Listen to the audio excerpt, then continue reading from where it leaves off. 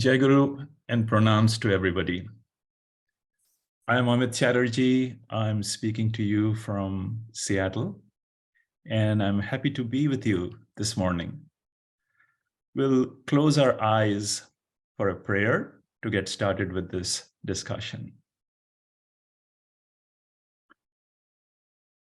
Thinking of God, thinking of my Param Gurudev, Paramahamsa Prajnananandaji, my Gurudev, Paramahamsa Prajnananandaji, and praying to them on behalf of all of us.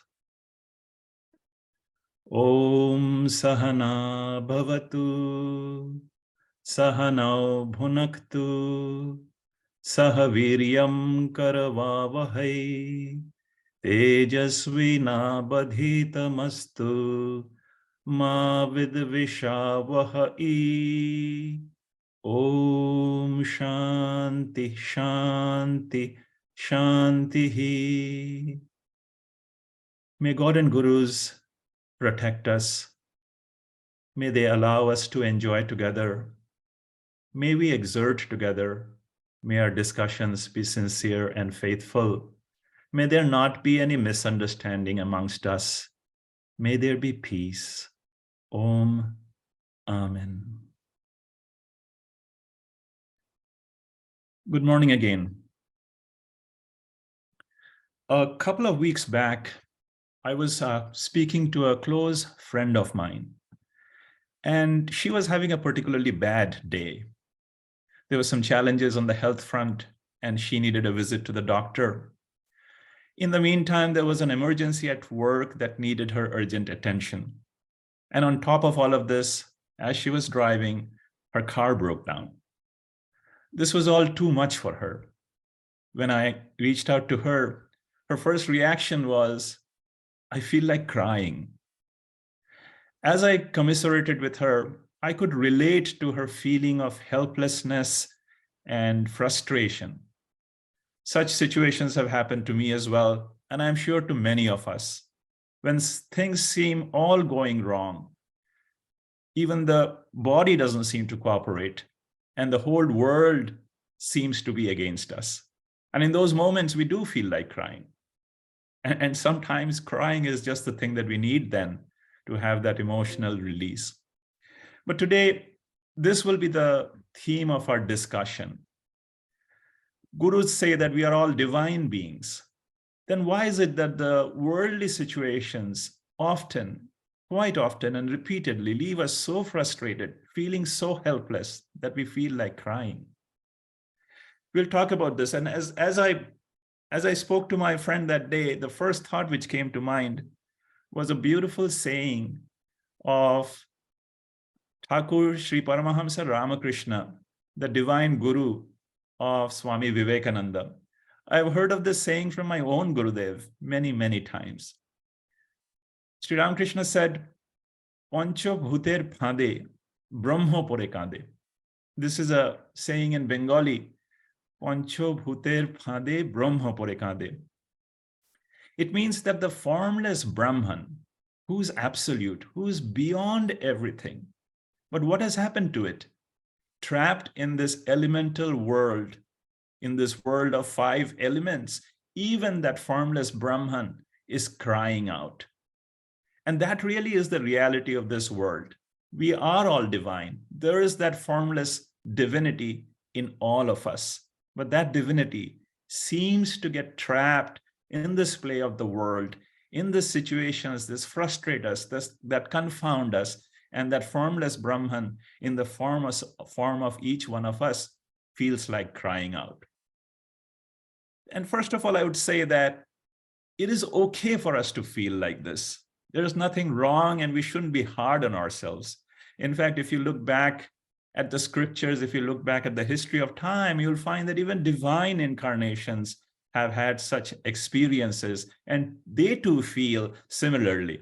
Of course, they're self-realized, so they know that they're playing out, and this is just a role that they're playing. But nonetheless, this happens in their lives. For example, Lord Rama in the Ramayana, when Mother Sita was kidnapped, had a similar situation. Lord Rama comes back to the cottage and doesn't find Mother Sita. And as he is looking for his divine companion, he has tears in his eyes. He's saying, oh Sita, where are you? How could you leave me? Where are you? That was the situation that he faced then. And even in the Mahabharata, Arjuna, who is the prince of Mahabharata, he is the greatest warrior on earth. And he had defeated even Indra, the king of the lords. But at the very beginning of Bhagavad Gita, Arjuna is described as Ashru Purna Kula Akulo Ikshanam. His look, his eyes are full of sorrow and tears. Why? On the one hand, he is ready to fight the evil Kauravas. On the other hand, he realizes that in the battle, his relatives, his friends, many of them will perish. And that situation confounds him, brings him to tears. So this always happens in the world. In fact, the world is this alluring play of Maya. We call it the Maya that confounds us, that overwhelms us. In fact, there is a beautiful story of Narada. Narada, as you know, is a celestial sage who is an intimate devotee of the Lord. One day, Narada is walking with Sri Krishna. And as they're walking along, Narada looks at Krishna and says, my dear Krishna, can you explain to me the power of your Maya? Can you tell me how the secret magic of Maya works and what it does to us? Sri Krishna suddenly goes serious. He looks at Narada and says, Narada, really, do you want to know about Maya? Why don't you ask about something else? But Narada is insistent. He's determined. He says, yes, Sri Krishna, I do want to know about Maya.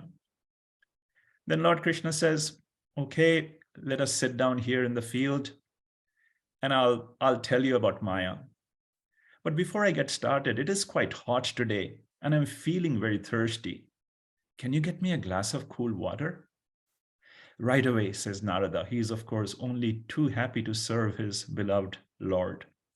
He sets across the fields. The summer sun is burning down.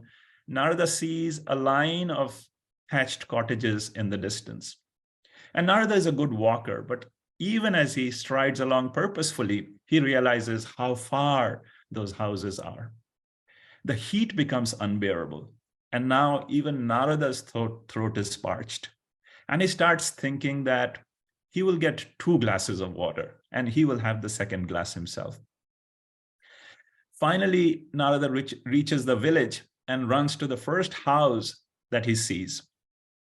The door opens and a beautiful woman greets him. Narada has never seen someone so beautiful like her.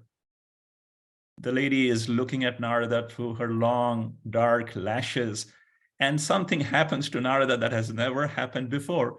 All he can do is stare at her. She looks so familiar, as if from ages in the past. And when finally Narada speaks, he says, will you marry me? You know, this is India. You just don't say, are you available for dinner on Saturday night? So the couple get married and settle down to a life of family bliss. And soon the children arrive and Narada's household becomes extremely busy. Somebody is always being fed, being dressed, meals are to be prepared, people are to be cared for, and all of this starts filling up Narada and his wife's lives. And they get engrossed in this daily life, quietly building their dreams together. And then years pass. The children themselves grow up, they complete their school, and they too are married, and in time, they are grandchildren. Narada becomes the head of the patriarch of a big family that is respected by everybody in the village. His land stretches to the distance, and Narada and his wife, they look at each other and say, being grandparents, isn't that the best thing in the world? And then a devastating flood comes. The entire land, the entire village is swept away by the flood, becomes a raging river. And in the midst of all of that, everything that Narada loved and lived for, his land, his cattle, even his beloved wife and their children and grandchildren, they are all getting swept away. Narada tries to help them, save them, but he is unable to. Everybody in the village is swept away. And Narada finally cannot bear this destruction anymore. He falls to his knees and cries out from the bottom of his heart, "Oh Narayan, oh Krishna," in total anguish. Suddenly he hears a voice behind him. The flood is gone. He looks back and sees Sri Krishna casually standing on the field on which they seem to have walked so many years ago. And Sri Krishna looks at Narada and says, "Narada, what is happening? Where's my water? It has been 30 minutes already." This is what Maya does to us. Maya makes us forget the divine feet of the Lord. It confounds us. We forget Lord. We forget God. And we have been doing this for millions of lives. And it is also interesting to know or remember that we are all actually drawn by the Maya ourselves. Just as Narada wanted to live with that beautiful woman, we too get drawn to Maya, and it is our wish to get embroiled also that adds to this drama. Our gurus say that Maya indeed is this alluring power of the world which veils all of the reality and projects a show, which is this drama of the world. I think of an analogy of watching a movie which appeals to me. Imagine that you are in a movie theater, you're settled in, and you're watching a particularly engrossing drama. And as the scenes and the plot of the movie unfolds, you get drawn in more and more. Maybe you relate to a character on the screen, and pretty soon you're laughing with that character. You're feeling the misery of the character. You totally relate to the character, and for some time you forget your own life situation as you essentially live out the drama that is playing in the screen. And in the midst of this, imagine that you decide to look back and you see the projector room, and you see this beam of light coming from the projector room and hitting the screen. And you realize that this movie is nothing but that projection of that light and the sound at the screen. You are, so to say, now in the projector room, at the source of that projection. You can still enjoy the movie, but you realize that it is just a movie and it is a show, and you are simply a witness of that. You also see that the screen on which the movie is being played is totally unaffected by whatever is going on in the scenes. So just looking back at the projector room, looking back at this beam of light, you get a better perspective of what is going on. We will also take a look at the play of this world from the perspective of Kriya Yoga. We are all devotees of this great lineage. We have been fortunate to have been given this path of Kriya by our masters. Guruji is here now in the US. So it's a time to take a quick look at what Kriya Yoga has to say about this drama of life. I'll share my screen for a slide. Let me share.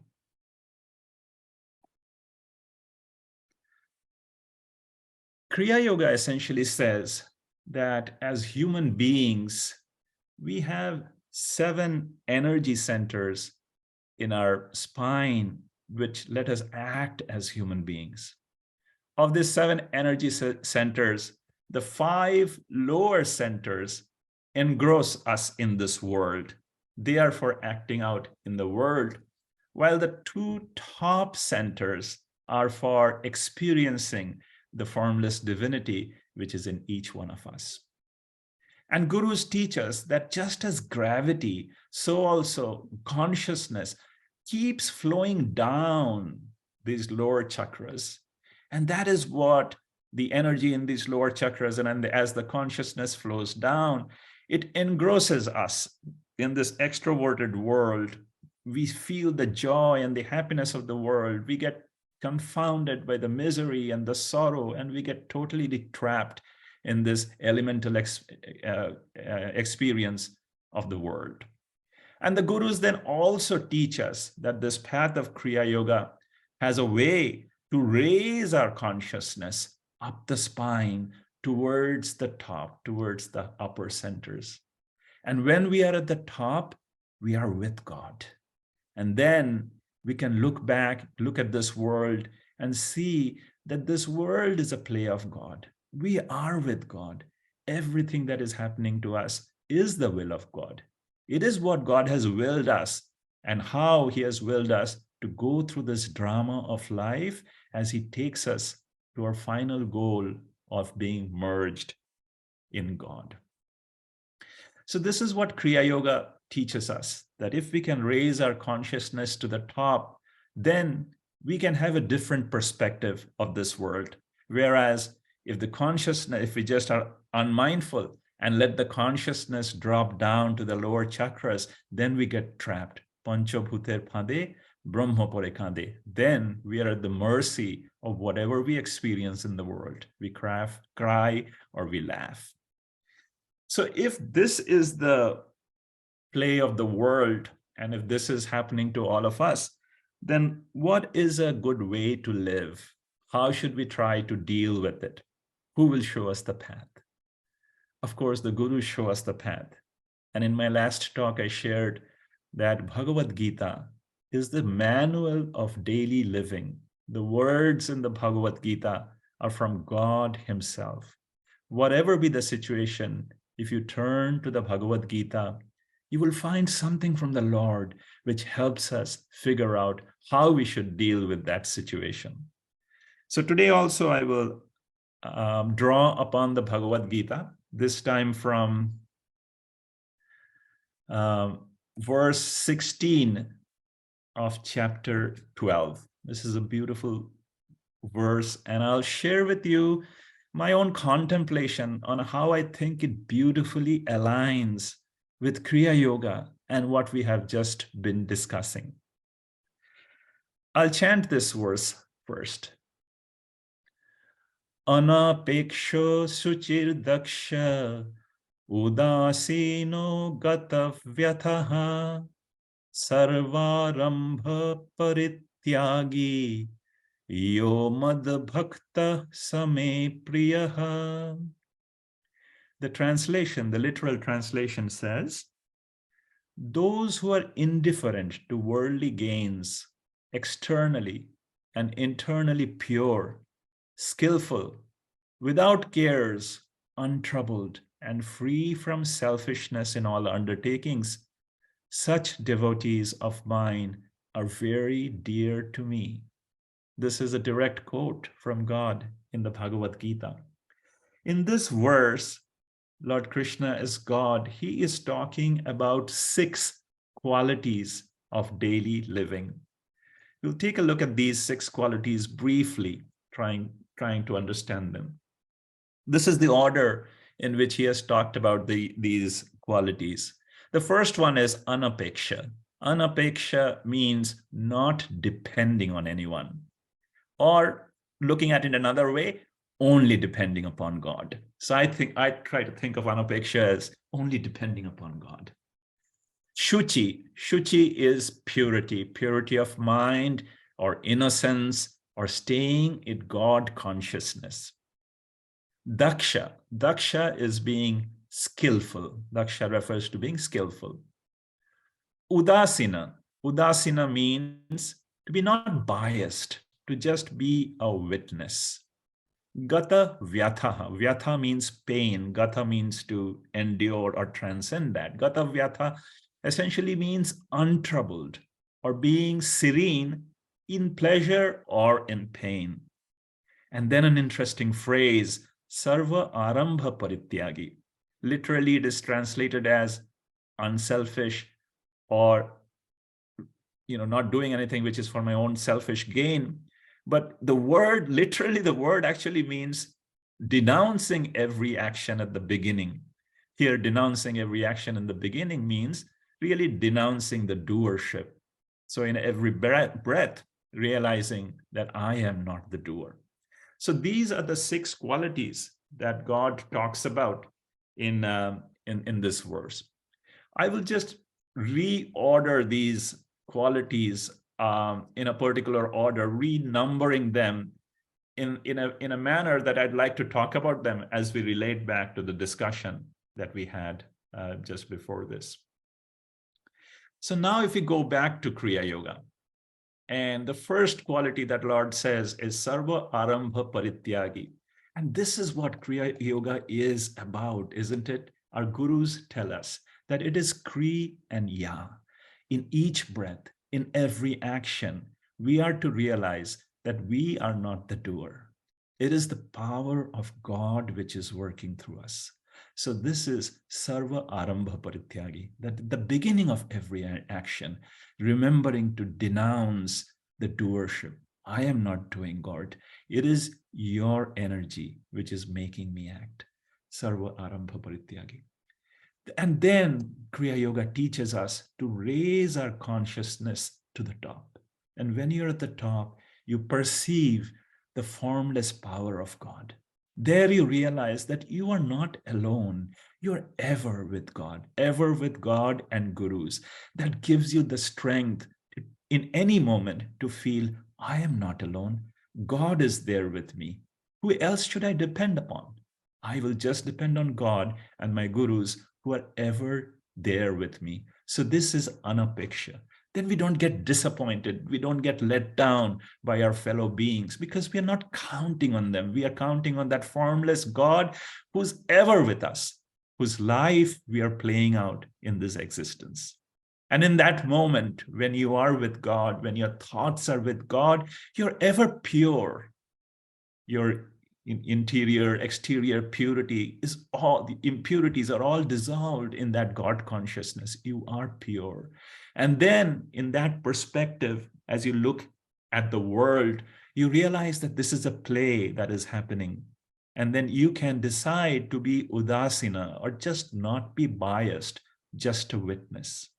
So this is essentially the essence of Kriya Yoga, to raise the consciousness to the top, to feel that you are with God. This is God's play. This is his path for us. You feel energized by that. You feel pure, and you then just witness the world playing out along with God. But of course, we have to live in the world. This world is a drama. We have to engage in our roles. We cannot escape from that. How should we escape? Sri Krishna says, daksha, being skillful. Whatever be the situation in the world, to think of ourselves as instruments of God. God has given us some talent. God has given us intelligence. Whatever be the situation, if we think about the situation, apply our skills, our intelligence, our thoughtfulness, then we will do that task well. And that is what Lord is exhorting us to do, to deal with whatever situation be with skill, right, on behalf of God. And then whatever be the situation, whether it be joy or happiness, whether we have pain or misery, to try and feel that I am with God. This is just a situation. Just as in the movie, the scenes of the movie play out on the screen and the screen is not impacted, so also in life, whatever is happening is just an appearance in my own consciousness, that real self is not impacted. So in that moment, can be we gatavyathaha, can be we untroubled. And this is hard, but this comes with practice. A lot of it comes with the conviction that I am with God. Why to fear anything? In most of the time, in our misery, it is the fear, it is the extrapolation that we imagine at that time, which gives us more trouble. But if we can think, God is with me, God is ever going to support me, then at least with that little separation, maybe we can feel a little more serene, even in the midst of suffering. Maybe we can draw upon our inner strength to put a smile on our face, irrespective of what the situation is.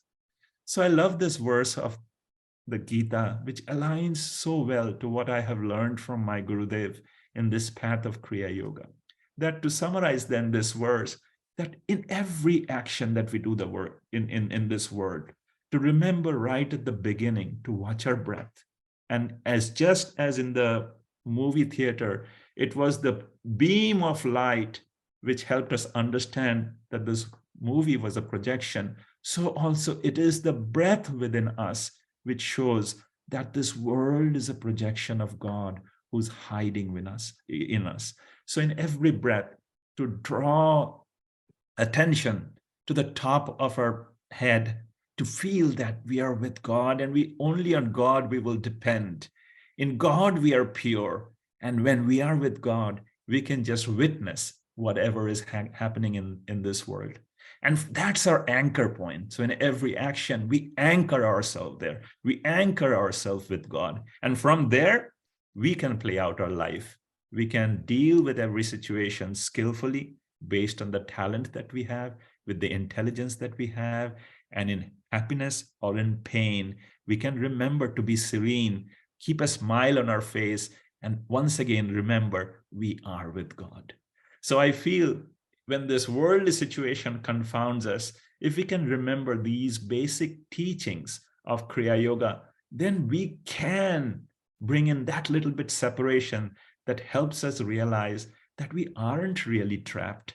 We can just play along with the show that is being projected.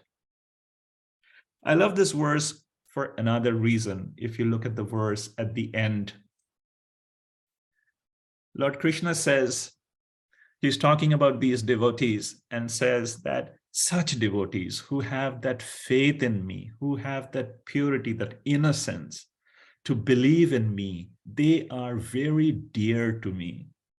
And this promise, this statement of the Lord of being dear to devotees and coming to help them is the most attractive thing in a spiritual path. I'll end my discussion with a story, a beautiful story. Once again, I have heard this from my Gurudev, Baba Prajnananandaji. And the story is about a wandering monk. And this monk is, wandering around everywhere. He has a bag slung on his shoulder. And in that bag, he has some food that he's carrying with him and some meager belongings that he just keeps with him as he travels around. And that day, as he's traveling around, he comes to a valley, and there's a river, a creek running through the valley. And this is a good place for the monk, the sadhu, to clean himself, to pray, to meditate, to have some food. So he goes to the side of the creek and sits down there. And unbeknownst to him, a shepherd boy who's also in that valley is observing him. The sadhu sits down next to the creek. He reaches, he cleans himself with the water of the creek. He dries himself, puts on a new piece of clothing.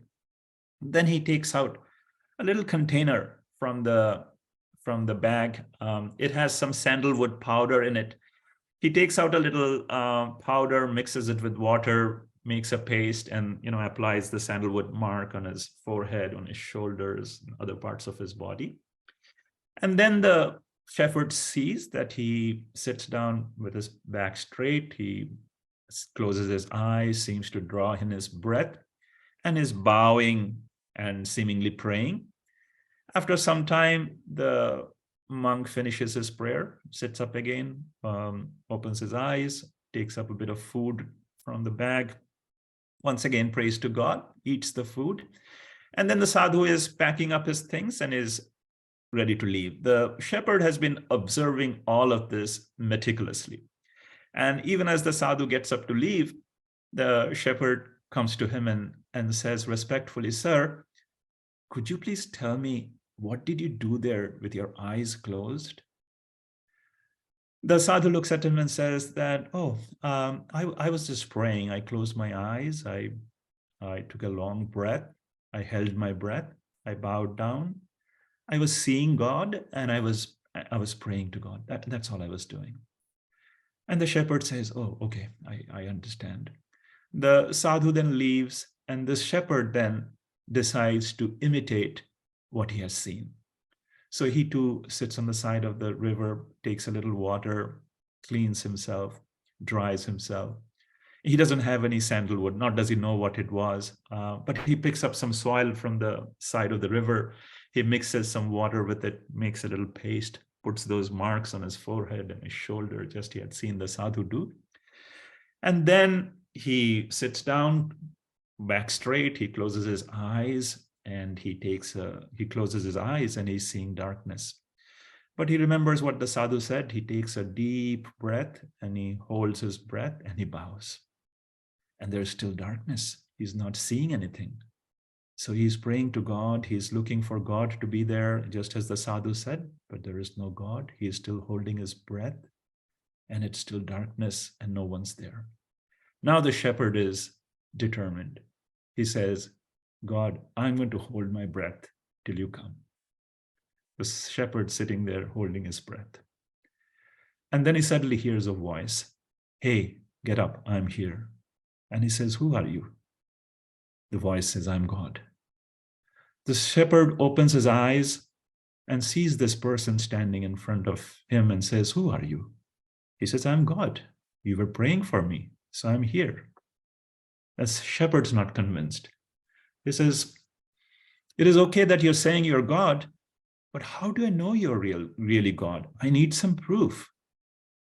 And then God says, okay, but who's going to give you the proof? Who can confirm that I am God?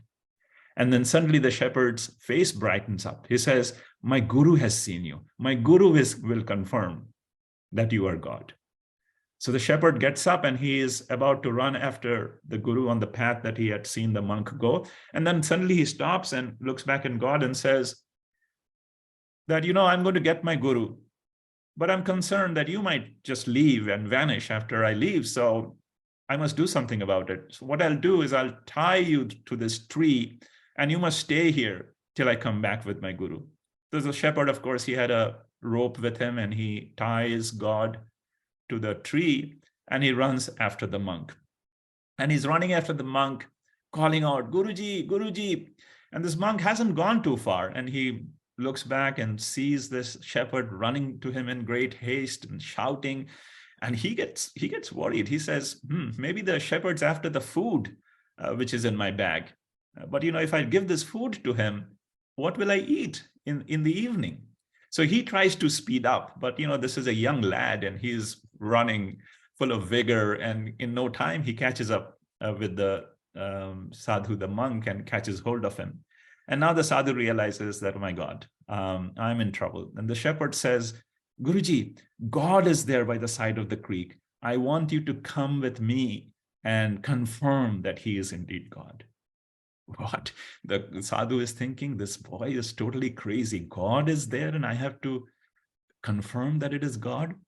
But then he thinks that, look, there's the only way I can escape from this boy is to go along with him, and whoever it is there, I'll simply say, yes, that is God, and then take leave and go away. So he comes back with the shepherd. Now they're by the riverside, back in front of the tree. And the shepherd is seeing God tied to the tree, and the monk is just seeing the tree and the rope. And the shepherd tells the monk, tell me, Guruji, is this God that you were seeing? And the monk feels that, my goodness, perhaps he should just say yes, whatever the shepherd is seeing is gone crazy. So he simply says, yes, he is indeed God. And then the shepherd's happy, he's going to untie God. And then God says, he's lying. He has not seen me.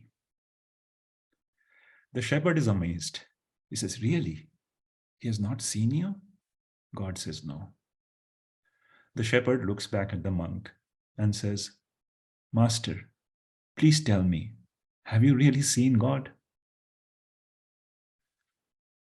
And then the guru says, look, I have not seen God. And if you are truly seeing God, can you not request God to reveal himself to me? So the shepherd tells God, can you please reveal yourself to my guru? And God says he is not fit.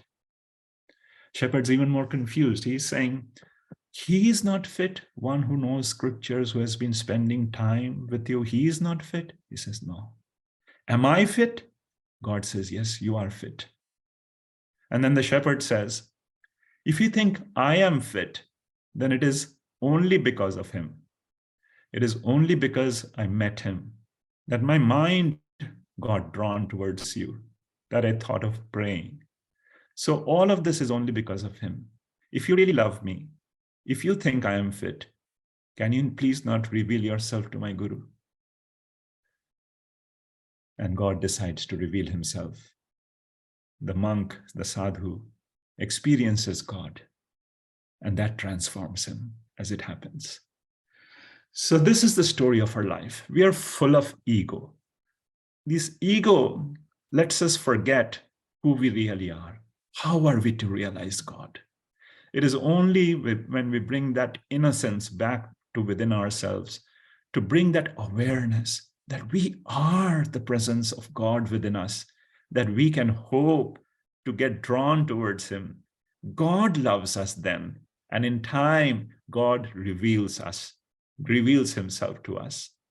So this is the story of life. Sri Ramakrishna said, Pancha, bhuter, phande, brahma, pore, kande. That is our story indeed. We are all mired in this worldly existence, in this play of Maya, and we have lost sight of reality. But we have our Guru who teaches us all the time that in every breath, we can realize that formless divinity within us. So that is what we are to do in every action, to think it is the power of God which is acting through us. God is with us in every moment. Whatever be the situation, we may feel it is sorrowful, it is miserable, but we can at least try to remember that that is God's plan for us. That is how he is going to take us through this world to ultimately be merged with him. And then realizing that feeling that God is with us, having that innocence, faith in mind, we can try to be a witness to what's going on in the world, to engage in the world with our skills, but in joy and pain, to not have any fear. We are with God. Keep a smile on our face. That's what I had to share with you this morning. I hope this made some sense to you. You are all on the spiritual path, on the path of Kriya Yoga.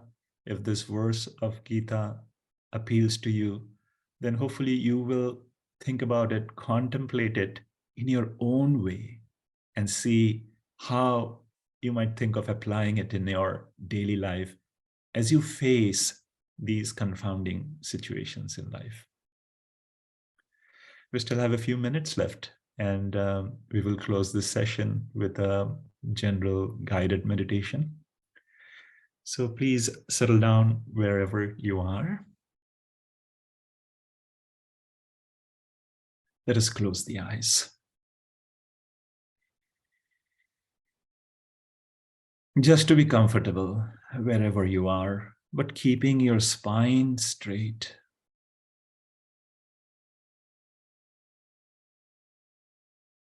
Bring your attention to the middle of the two eyebrows,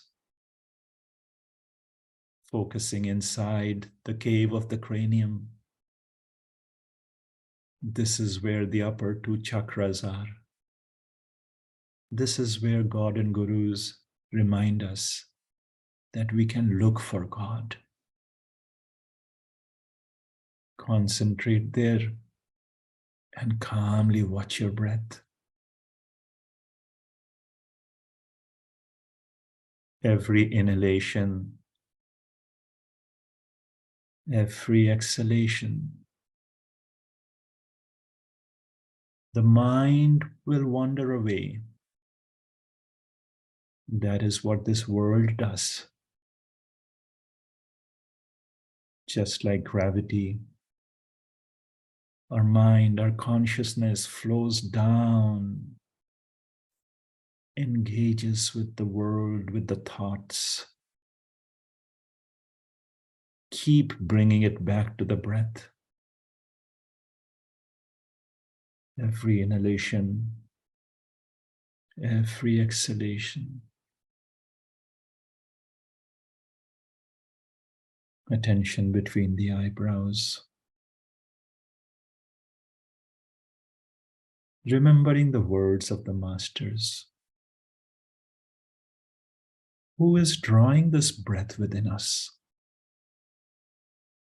Day and night, in all situations, empowering us to do what we do.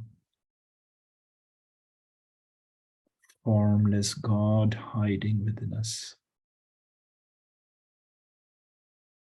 That witness awareness, that consciousness on which the drama is playing out. God is there. My Guru is there. I am with God and Guru. Why do I feel alone? I am with them. Anapeksha. I can depend upon God and Gurus who are with me in every moment, in every breath. Let the thought be of God, of Gurus.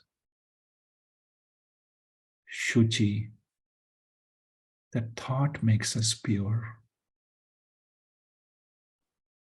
Udasina. Indifferent. Just a witness. Keep bringing the mind back to the breath.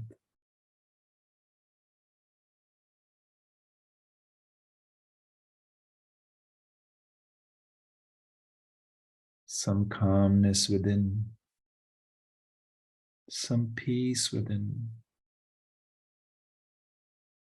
We might be facing challenges in our life. To have that faith, I am with my Guru. I will see it through. We might be feeling some joy and success in life. To be grateful. God and Gurus have given me the strength for the successes that I get in life.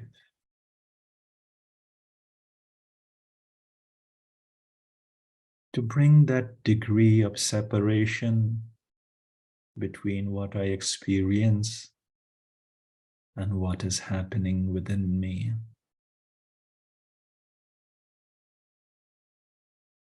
Now take a slow, long, deep breath. Holding the breath, gently bend forward a little, head towards the knees, and exhale. Back to watching the breath again, effortless, conscious breathing. Bowing the head is a sign of humility. Our existence is because of God and Gurus. To just have that gratitude, to have that feeling, to bow to them in love, in reverence.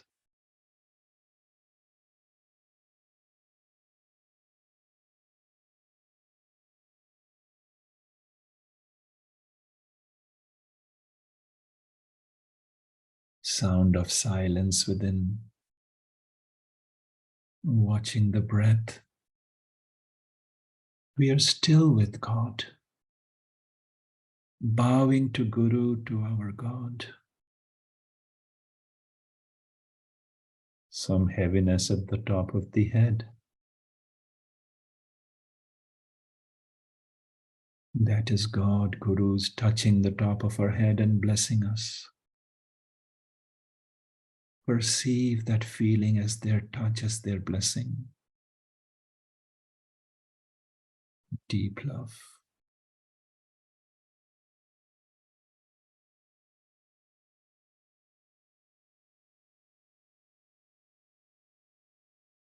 Now take another slow, long, deep inhalation. Hold the breath and gently sit back up. And exhale. Normal breathing again, conscious of it though. The spine is straight. Your attention is back and between the two eyebrows. Still that heaviness at the top of the head. Still with God. Still the prayer in every breath. Oh God, oh Guru, this is your life, your will. Allow me to play this role you have chosen for me with skill, with a smile on my face. I am doing it for you. Now to practice a simple pranayam to purify our emotions within, to fill ourselves with love and peace. Take a slow, long, deep inhalation. Exhale, slow, long, and deep. Take a deep inhalation. Feel the peace enveloping you inside. Exhale deeply. Feel our frustrations and tensions melting away in that love.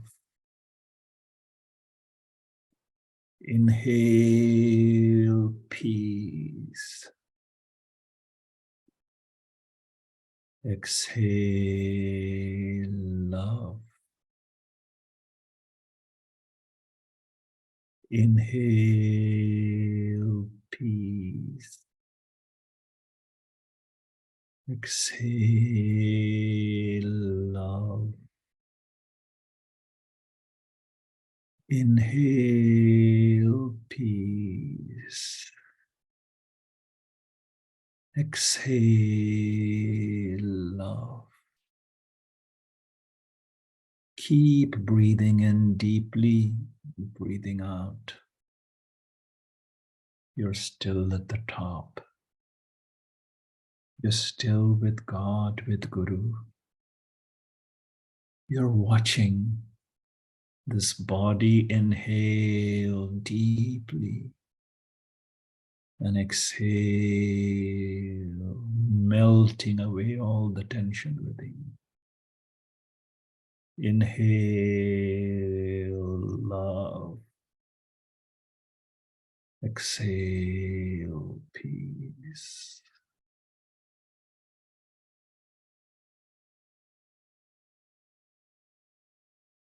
Now normal breathing again. Keep the body still. Bring the attention back into the cave of the cranium. Notice the breath is feeble. Some calmness within. Fewer thoughts perhaps, still that sensation at the top of the head. You are in the temple of God. You are with God. That awareness, silent witness within. Merge into that awareness. No thought, nothing to practice. Deep meditation for a few minutes. Try.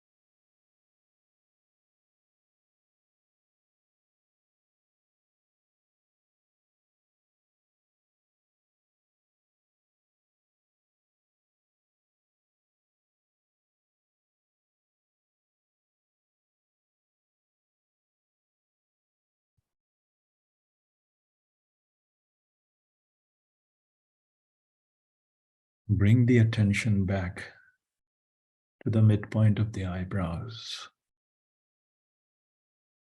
Calmly observe the breath again. Calmness within. The peace you might feel, even a glimpse of it, is the result of your meditation. Blessings of God and Gurus. In the breath, watching the breath, we are ever with God and Gurus. May they guide us as we face the situations of the world. May they give us bliss. May they give us proper clarity in how to deal with the confounding events of life. Praying to God and Gurus for the well-being of all. Sarve bhavantu sukhinah, sarve santu niramaya, sarve bhadrani pashyantu, ma kaschit dukkha bhag bhaved. May all be happy. May all be healthy. May all have auspiciousness in their lives. May there not be any misery. May God and Gurus bless us all.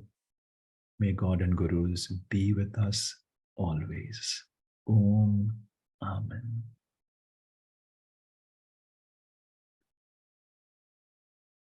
Thank you for joining in this morning. I wish you a very happy Sunday ahead. Thank you. God bless you.